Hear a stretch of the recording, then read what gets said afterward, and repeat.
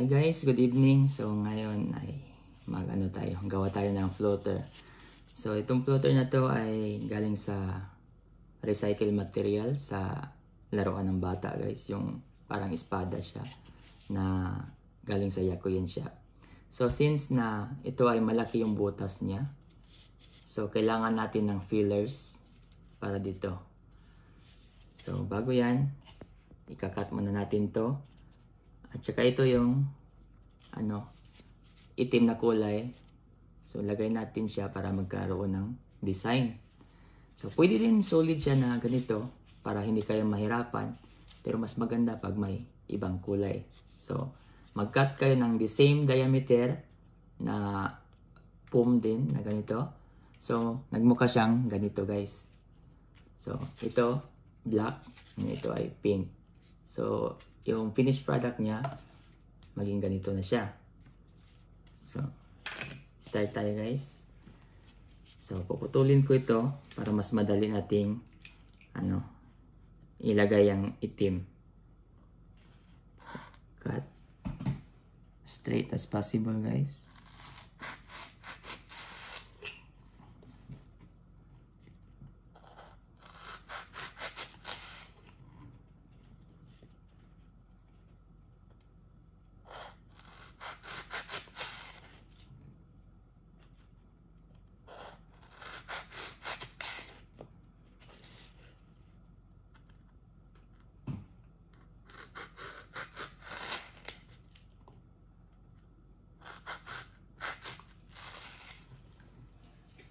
Okay.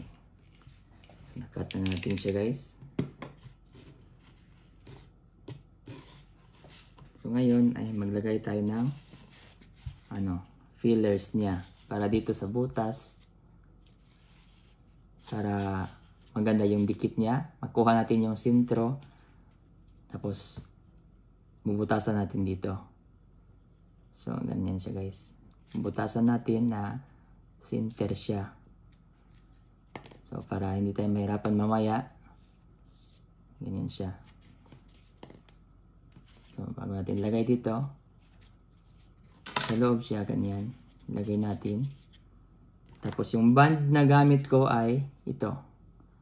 Yung G Clear. G Korea. So, Japanese siya, parang synthetic rubber siya na, band. So maganda siya para sa mga synthetic na rubber at saka foam. So ganyan siya guys. Ito yung gamit ko guys. So ganyan siya. So lagyan nyo siya ng dito. So ang method na ginagamit ko ay lagyan ko siya dito sa loob. Sample to guys Sample. So, lagay ko siya dito. Small amount only guys. Just like that. And then you put like that inside guys. And then lagay nyo to.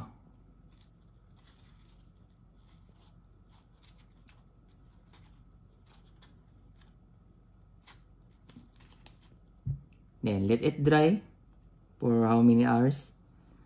So don't dry it under the sun because it will create a bubbles. Mag-bubble siya. So air dry lang in the normal temperature. So about 2 hours it will dry.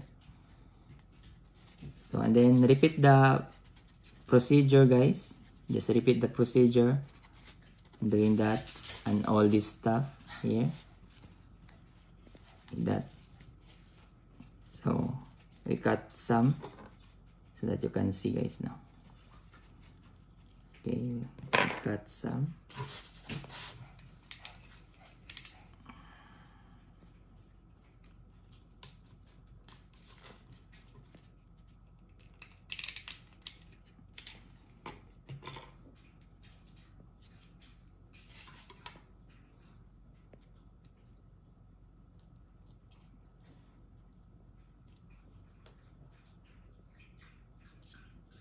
make a hole in the center. Repeat the pattern of doing it. Same procedure. Putting a small amount inside. And then do like that.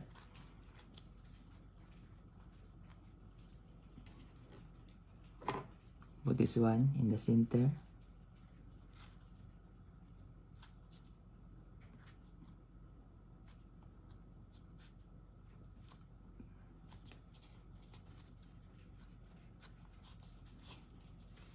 Just like that.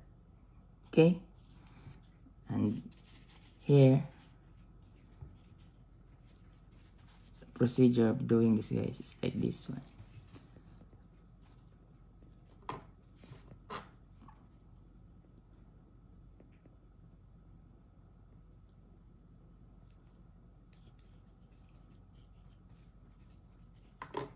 Spread it evenly.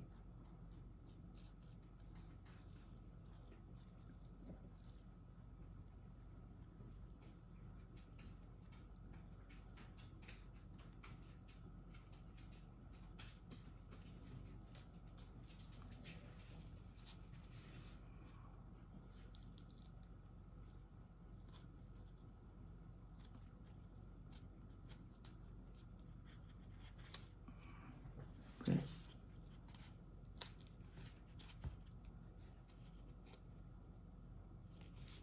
Okay.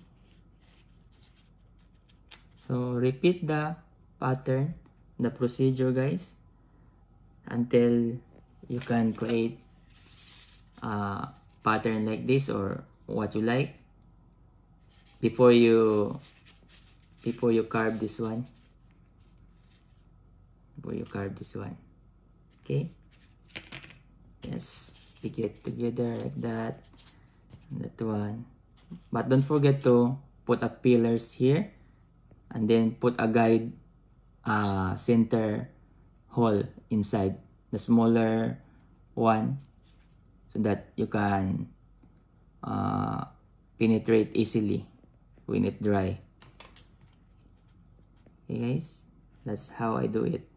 From big hole and to the small one, so that you can create a solid like this one. Okay, this is a cheaper foam. You can find it in the Seria or Yakuyen shop in Japan for only $100. $100 dyan ay. 100 yen. So compared to this one is lot expensive, guys. It's like $600 for 50 cm. And this one is 50 cm for 100 only. You can buy 6 like this with this one. So that is how I do it, guys, to create like this. Okay.